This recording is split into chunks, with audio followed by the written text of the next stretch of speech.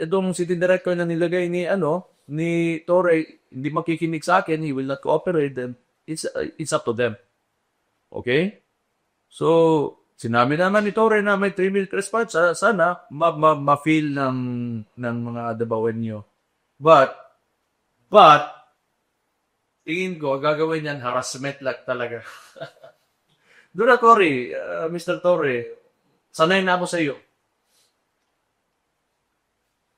Sanay na kami sa iyo. Kinidnap ko nga yung tatay ko eh. Okay na yan. Just do whatever you want. You have 2 years until finding mo candidacy sa 2027. So, at saka may kaso ka na ngayon eh. Think about it. Gusto mo harasin ako, harasin mo lang ako.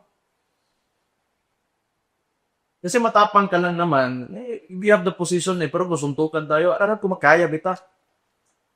Ganun lang. But you're a coward. You are nothing without your position. Sa totoo lang. And nagmamatalinuhan ka lang, yan lang talaga ginagawa mo. May 3-minute response ka, may nakaabang na dyan. Nakita ka talaga ng media. Kawawa ka naman, sa totoo lang. Okay na yan. Yung 3-minute response mo, prove it. Prove it to the Navawan News. So sabihin, kayo PNP. So sabihin nyo, hindi na safe ang Davao. So ano? Ako ba ang polis o kayo?